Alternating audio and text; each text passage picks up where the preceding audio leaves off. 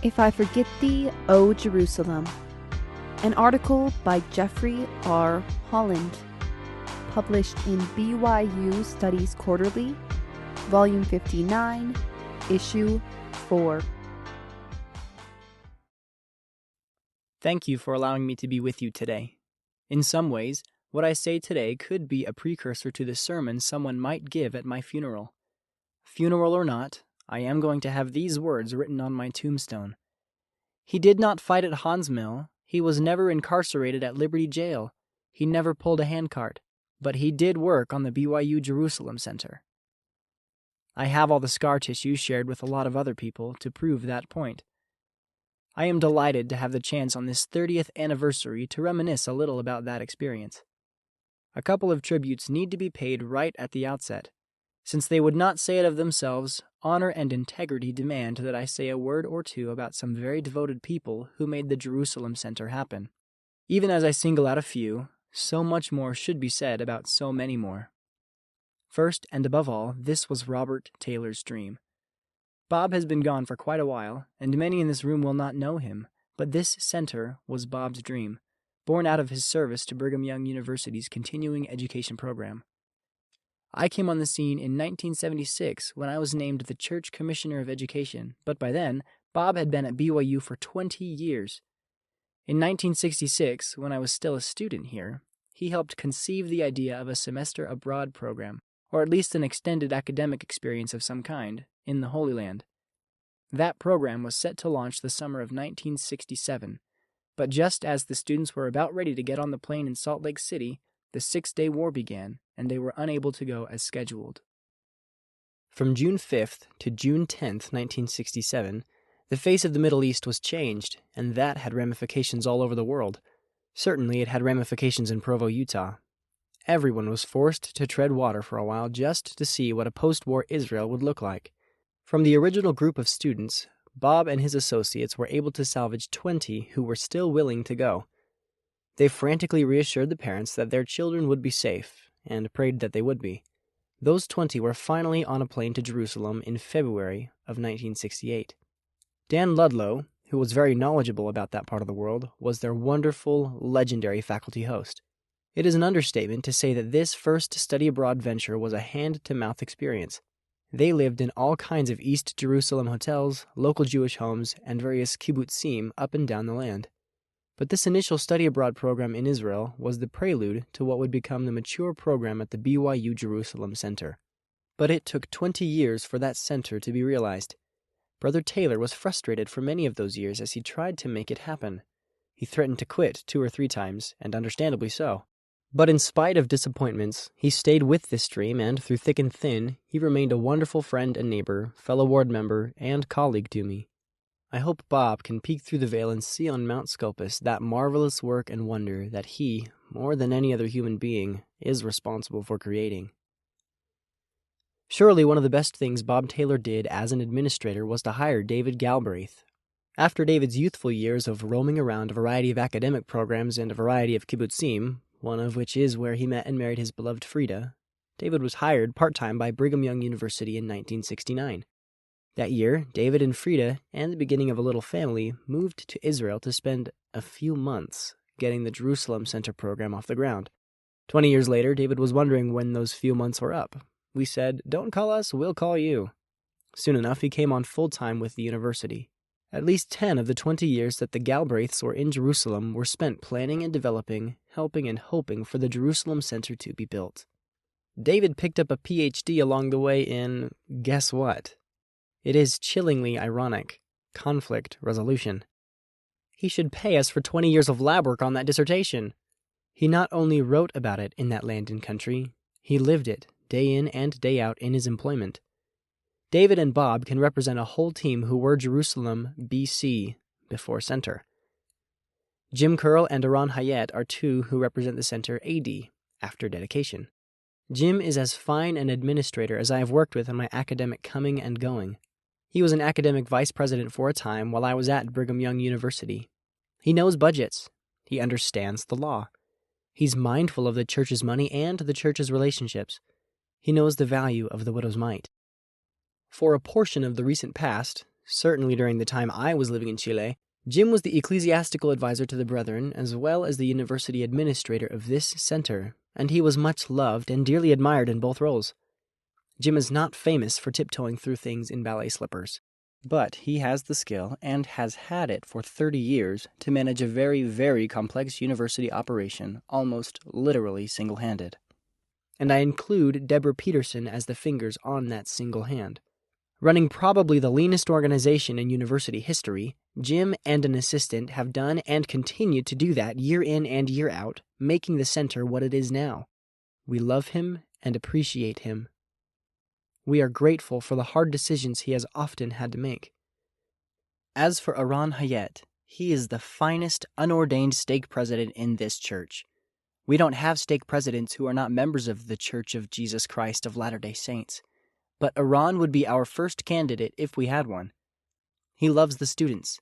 The students love him. My own children and grandchildren are part of the group that still swoons over the mention of Aron's name. He loves the purposes of the center. He knows the community. He is himself a gifted politician in the best sense of that word. He has a political sense that has allowed us to survive the political winds that blow every day in Israel generally, and in Jerusalem specifically. With the hiring of Aron and his staff in 2002, we actually began a serious, important new chapter in the center in which we did not ask faculty members to double as administrators. Aron and his group took over the administrative duties and left the teaching to the faculty. He became Mr. Continuity, the institutional memory of that center. We mark that as a singular turning point in the center's maturity. I'm grateful that Aron is here, and I consider him and his wife, Nama, my dear, dear personal friends. I could name dozens of other people, especially Fred Schwendeman and Robert Smith, who have made the Jerusalem Center a success. But I can't start that, because if I manage to name some, I will still leave too many others out. I do pay tribute to two special men who stand alone above all else and through all else that happened there. They are President Howard W. Hunter and President James E. Faust. From the beginning, when both were members of the Quorum of the 12 Apostles, those two had the commission from the First Presidency to live with this project, and live with it they did. They gave their hearts and their souls to it. President Hunter went through so much just to travel to and from Jerusalem.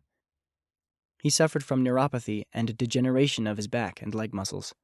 I do not know whether you can imagine the difficulty of his leaving the Tel Aviv airport and not getting out of his passenger seat until Salt Lake City, but that is what I saw him do. This man had as much steel in his backbone as anyone I have ever known. That kind of discipline, that kind of silent suffering, nearly month in and month out during our most demanding period in Jerusalem, is inspiring, and President Faust was at his side every step of the way. I honor them and love them. There can't be any story told of that center without them. I'm grateful to represent them here today.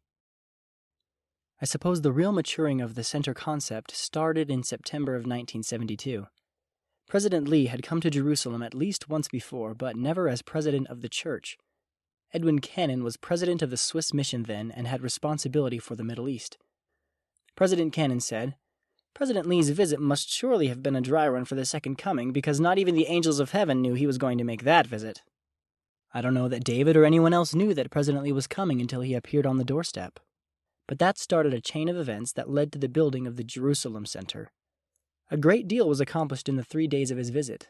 A branch was created, and young David Galbraith was named as the first branch president. President Lee met and greeted Teddy Kollek, the mayor of Jerusalem, who became our most significant secular contact and began the establishment of our strong relationship with him. In those 72 hours of that 1972 visit, Mayor Kollek suggested to President Lee the idea of a memorial to Orson Hyde on the Mount of Olives.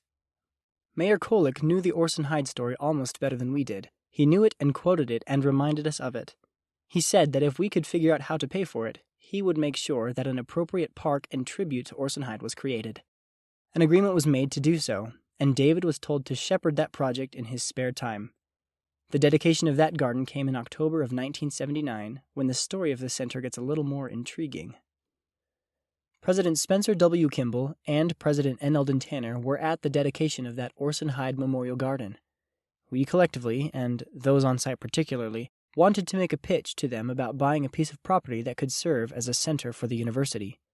A lot of time had been spent. I can remember through those years looking at any number of pieces of property, none of them very good, talking about where we might build such a center. Well, with 2 members of the first presidency in town, the chance to try again was too good to pass up. Bob and Kathy Taylor first took President Tanner and a small group of others to the various proposed sites around town. To protect his health, President Kimball stayed at the hotel. One site was near the old city just outside the Yafo Gate. Another site was a converted hotel on the road to Bethlehem, and so on. None of them, I say, were very good. We saved the better one, which was just about the best you could say for it, that it was better, to show President Tanner last. We called it the L-shaped property, located at the base of Mount Scopus beneath the Augusta Victoria Hospital. It did not take President Tanner 30 seconds to turn his nose up at that piece of property. About all that was there was an old house with some sheep and goats wandering in and out of it, an irregular piece of property on which nothing very attractive could have been built. He was not interested. He started to walk up the hill, moving away from the infamous L-shaped property to a little knoll from which one could see a magnificent view of the Old City, Gethsemane, the Kidron Valley, the Temple Mount, and much of East and West Jerusalem. We called it the Supreme Court site because of its proximity to the then proposed location for that building. There was only one minor drawback to the property. It was absolutely, categorically, unequivocally, positively, without a doubt, unavailable. President Tanner looked out over the magnificent view and said, "Get this site." Bob and Kathy, David and Frida, and everybody else who was there sputtered and stuttered and stammered and protested, explaining why it was not available. Did this man not understand, they wondered as they explained again all the reasons it was not available. President Tanner simply listened and smiled. If you can picture him, if you can remember him, he was not a man of many words. With a penetrating glance, he stood silently and then said, "Don't tell me your troubles, just get the property." Then he turned and walked away. So, the site had been chosen, but nobody had bothered to tell the owner, never mind that it was not for sale anyway. And I quote David, quote, "Following that momentous event, I was nevertheless so convinced that the site was simply not available, not even desirable given all the potential political, legal, and religious entanglements, that I dismissed it and continued to search for other sites." Close quote. Continuing his quote, quote, "A dozen sites had been considered. I felt that even now, with President Kimball's visit, we were no closer to identifying the site then than we had been before his arrival. As everyone left town, I thought, okay, we will get up tomorrow morning and keep looking for a site." Close quote. Well, there sits that center on the site President Tanner said to get. Enter one of the many other unsung heroes, Bob Thorne. Former missionary companion of Bob Taylor, a dear friend, and a local Utah County boy, Bob arrived in Jerusalem to work his head off for what was at least a full calendar year, all of 1981, and maybe more. He worked on how to get a lease for property that was unavailable, that was in every way unavailable. It was greenbelt property. It was expropriated land. It had itself been a victim of the 6-Day War. It was owned technically by a Palestinian Qawf, but it was managed by a Jewish government. It had archaeological potential, and archaeological issues were a significant problem for anyone doing a dig of any kind in Israel. There were all these reasons and more as to why this property could not be used. But Brother Thorne, with of course the local folks' help, went to work and determined after almost a year and a half that we would in fact get a lease for that property. I am making no attempt to talk about the miracle that was, and I do not use the word miracle lightly. I have in my hand 16 single-spaced pages outlining some 33 examples of what I consider miracles, large M or small, that had to occur in order for us to have that property. Trust me that during that experience, I finally stopped worrying about this center. Somewhere in the 1981 to 82 time period, I said, I'm going to stop worrying about this project because it is absolutely clear that the Lord wants a center on that property, so I'm not going to fret over it. Obviously, someone else is taking care of it. And I felt great peace. There was no reason to feel such, no rational reason, no sane reason to have been peaceful about any of it. But I was, in spite of really difficult, miserable things that came later, including a public relations onslaught that was virtually unprecedented in that land. Finally, dirt started to fly in August of 1984.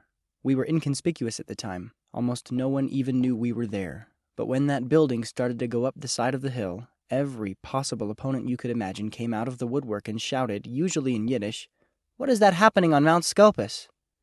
This uproar led to 3 incidents which, with President Hunter and President Faust gone, I am probably the only person remaining who knows enough of them to mention them in detail. To understand this drama, you must understand a degree of the opposition that arose against us. It was an explosion led by ultra-Orthodox figures who were determined that we would not remain on that site and who created an international incident to make sure we did not. This opposition led to a decision we had to make at church headquarters. In order to quell this uproar and calm this international incident, we had to decide if we would agree to sign an undertaking affirming we would not proselyte in Jerusalem or in the Holy Land generally until that government said we could. Now, as you know, Israel is home to the three major monotheistic religions in the world: Judaism, Islam, and Christianity. And the State of Israel's constitution, which was established in 1948, guaranteed religious freedom to those religions, including the right to proselyte. But we could not get from A to B, let alone to C, D, or E, as long as they believed there was a threat that we would proselyte. With marches and protestations, people surrounding the Temple Mount, and television coverage to every continent, we had to convene a special meeting of the First Presidency and Quorum of the 12 Apostles on July 31st, 1985, which was the first of these three generally unknown incidents to which I referred. You will recognize that July 31st is technically still one day within the legal fiction that is called the General Authority's vacation period. But everyone came together on this vacation day and met to discuss whether we could, would, and should sign an undertaking not to proselyte. It was a long conversation. I was the only non-general authority in the room. The church had never signed such an undertaking. There were places where we did not proselyte, but we had never signed anything in that regard. The discussion went around and around. I basically listened and answered questions when asked. I was 44 years old at the time, and I had never in my life been in such a meeting. I have not been in many like that since, even as I still work and walk in those same rooms. The entire history of the Jerusalem Center program was reviewed, everything that we had done for all these years. The brethren were shown photos depicting the center's progress. They saw all the accusations that were being made about proselyting.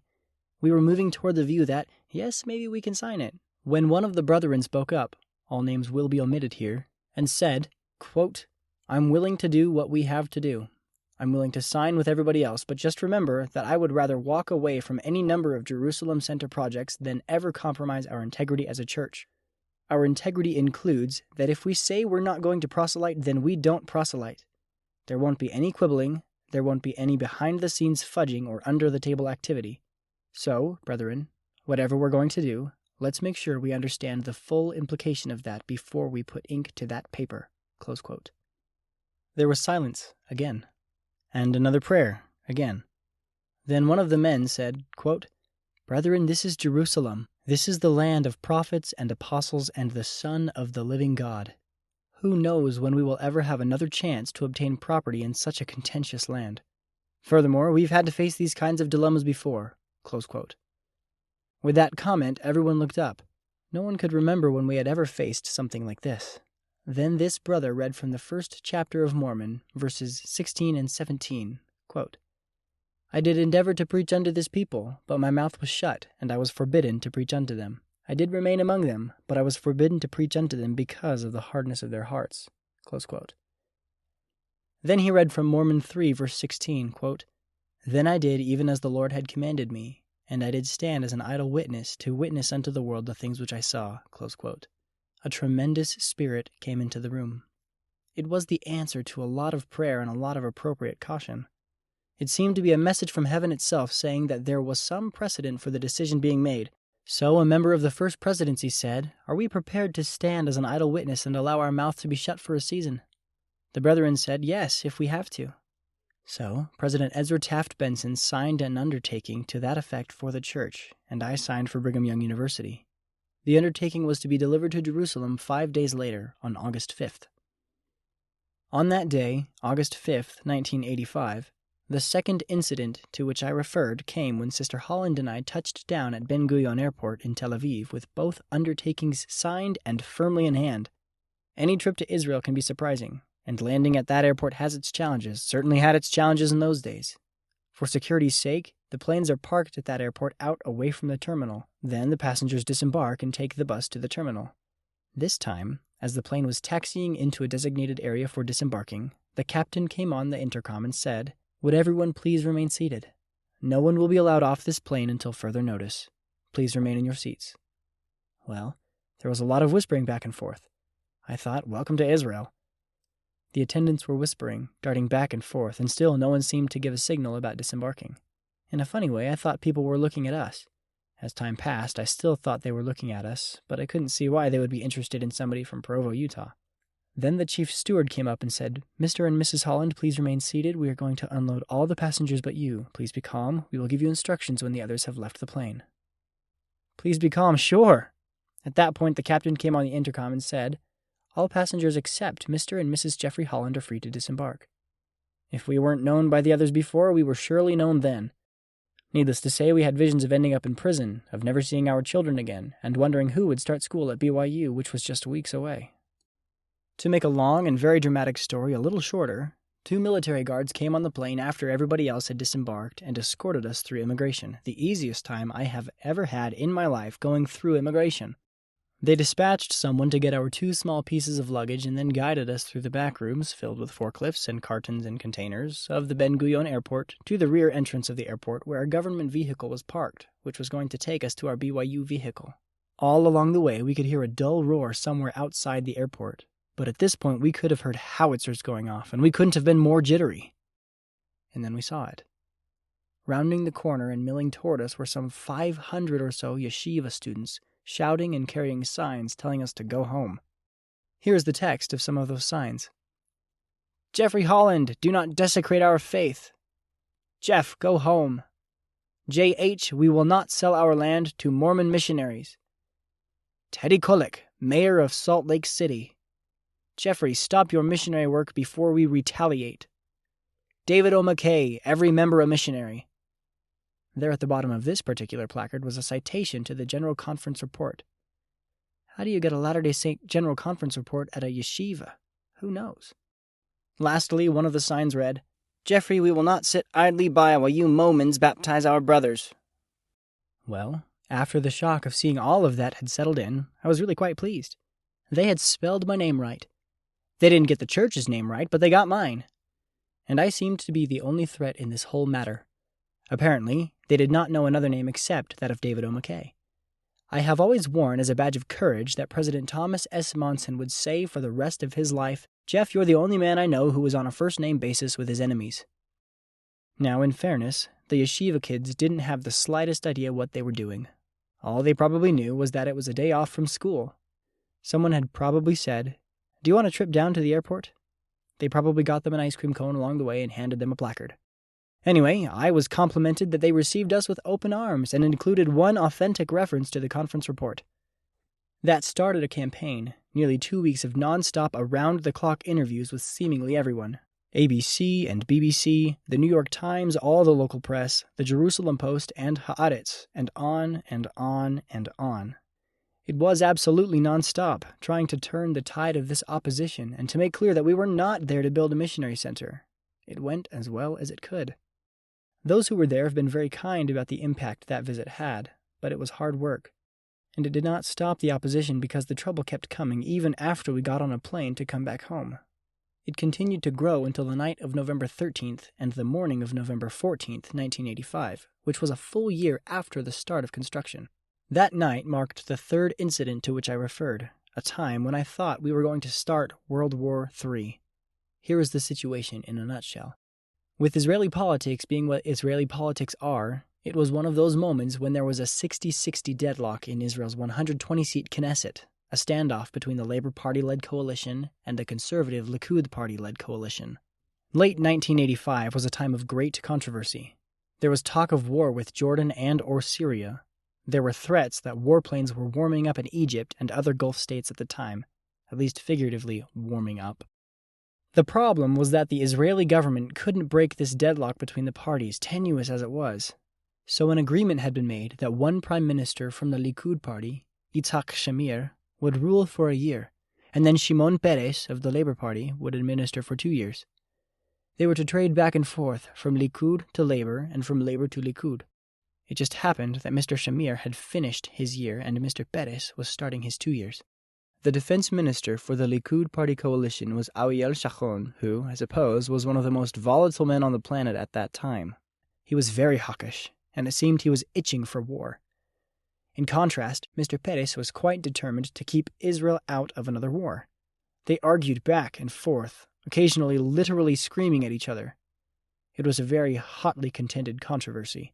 In the middle of that controversy was a little conservative party who were part of the Likud party's coalition, the Shas party, as I recall. I think they had 4 seats in the Knesset. The miracle of a parliamentary arrangement in politics is that 1 or 2 or 3 seats can make the entire difference in a coalition, and thus they can rule the world. The Shas people said, in effect, "You have this deadlock, and we are willing to reconsider our loyalties. We will, in fact, give our 4 seats, our 4 votes, to the Prime Minister who will move the Mormons off Mount Scopus. Whoever will do that gets our 4 votes." That started a series of phone calls the night of November 13th, 1985, that came in to me about every hour. I stayed up all night. David Galbraith, Bob Thorne, Fred Schwendeman, and Bob Smith were on the other end of the phone. We were calling each other to ask questions. Is there going to be war? Is somebody going to call for a vote? Is anyone going to listen to the Shas people? Are we going to be the cause of bringing the Israeli government down or up, as the case may be? That went on all night long. By 6 o'clock the next morning, I was exhausted emotionally as well as physically, and it was getting worse. I said to my associates, I need to call President Hinckley. At that time, President Gordon B. Hinckley was chairman of the executive committee on the BYU Board of Trustees in the seat I now hold. It was now Thursday morning, temple meeting morning. I said, I'll give President Hinckley another hour, then I'll call to tell him the problem and get his counsel. What do we do if we cause a war? We had never had that experience, not since Johnson's army had been sent out to look at us in the 1850s. So I called, I think, at 7:15. Obviously, President Hinckley was up and about. We had a short but memorable conversation. I tried to rehearse what was happening. He listened, then said, I'll take it to the temple. I'm on my way now. I will get back to you. So he went to the temple. The First Presidency and 12 discussed the situation and said, The Lord has to help us with this. We need to pray. Which, of course, is what we do in the temple in our Thursday meetings. President Benson, who was getting a little older, said, May I be voice for our prayer today. As the brethren who were there have described that experience, President Benson prayed at length with increasing strength in that temple setting. I was not there, but those who were say that at the very end he was not really praying as much as he was testifying to the Lord of the need for this facility and for peace to accompany the building of it. That concluded the meeting. President Hinckley called and said, We've done all we can do. You've done all you can do. Give the brethren in Jerusalem our love and tell them to keep praying. Stay close to the telephone and let's see what happens. Well, what happened was 2 of the miracles in that 33-item list of miracles. One is that Ariel Sharon apologized, which he probably had never done in his life. I do not think he knew the meaning of the word nor actually knew how to do it. Nevertheless, he publicly apologized to Shimon Peres for jeopardizing the government and putting it in crisis. He asked for Peres's political forgiveness. The other miracle was that Shimon Peres accepted the apology. He had been a very, very good friend of the center and a very good friend to us personally. He accepted Sharon's apology and acknowledged that Mr. Shamir had done a wonderful job in launching his term of service. A little harmony came into the Knesset, and things were put at ease, at least for the time being, in that strained situation. The talk on the street was that a political miracle had happened. I agree that a miracle did happen, but it did not originate in Jerusalem, and it did not come from London or Washington, D.C. or New York City. That miracle came from the 4th floor of the Salt Lake Temple, where a prophet, a seer, and a revelator, older and getting a little feeble, had prayed down safety and protection onto a project the Lord wanted completed in that land. Let me close with a handful of lessons learned through this experience. Number 1, the Lord can do his own work. He would like us to help. By and large, he needs us to help. It is generally assumed that we have to help. But I testify that in this case and in so many others, the Lord can do his own work, and he did his own work there.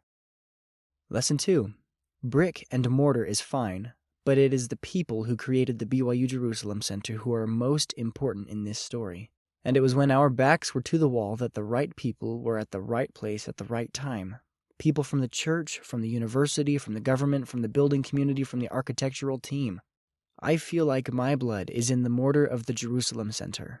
I love it. But to this day, when I think of the center, it's not the glass or the teak wood or the stone that I think about most. I think of the people there and here who made it happen and who continue to make it happen, people I love and admire. Lesson 3. When you start building something in the name of the Lord, do not stop. We started construction in August of 1984. We did not have a building permit until January of 1985. We were throwing dirt on a wing and a prayer. We could have been forced to walk away from that at any moment because we did not have a permit. We were not breaking the law, we were just being foolish, foolhardy. There was no law broken. We could do anything we wanted on that property because we held the lease, but we could not occupy without that permit, so we were just counting on getting one. And we got it. There were so many reasons for people to say, wait, stop, go this far and stop, go that far and stop. And it is to the credit of Eli Rahat, Aran Hayat's team, and a whole circle of other people who said, we're not stopping for anything. If they had not had that courage to keep going on faith, we would not be at the center today. Lesson 4. We have not yet realized the full potential of that center. I do not know what that will be nor when it will be. A lot of you have enjoyed the experience of the center. Some of you in attendance today were students there years ago. We have all kinds of people represented here who have loved and blessed that center. But whatever the center has been, it is yet going to be more than that, someday. I do not know what, and I do not know exactly how. Even if that potential only means more students from more places, students not only from Provo, but also from Europe and Asia and Africa. My testimony to you is that we have not yet realized its full potential, and the Lord has it there for an immense amount of good yet to be done in the lives of many, many Latter-day Saints. I close with this tribute, one of my favorite passages of Scripture. It is, ironically, one of the Psalms of captivity so well known in Jewish lore. I will share with you just these 2 verses. Quote, If I forget thee, O Jerusalem, let my right hand forget her cunning. If I do not remember thee, Jerusalem, let my tongue cleave to the roof of my mouth, if I prefer not Jerusalem above my chief joy. Close quote. Psalm 137, verses 5 and 6. Today, in this setting with all of you, I would like to say that at least for this hour with you, Jerusalem has been a chief joy. It has been a joy to reminisce about her, and it is a joy to know she is host to the BYU Jerusalem Center for Near Eastern Studies. Thank you for letting me remember her on this 30th anniversary. In the name of Jesus Christ, amen. About the author. Jeffrey R. Holland was ordained a member of the Quorum of the 12 Apostles of the Church of Jesus Christ of Latter-day Saints on June 23, 1994. At the time of this call, Elder Holland was serving as a member of the First Quorum of the 70, to which he had been called on April 1, 1989. From 1980 until his call as a general authority in 1989, Jeffrey R. Holland served as the 9th president of Brigham Young University. He is a former Church Commissioner of Education and Dean of the College of Religious Education at BYU. He received his bachelor's and master's degrees in English and Religious Education, respectively, from Brigham Young University. He obtained a master's degree and PhD in American Studies from Yale University. This is an audio production of BYU Studies Quarterly, read for you by Elizabeth Tagg and Brendan French. BYU Studies publishes scholarly insights informed by the restored gospel of Jesus Christ. For access to additional articles, essays, and more, please visit byustudies.byu.edu.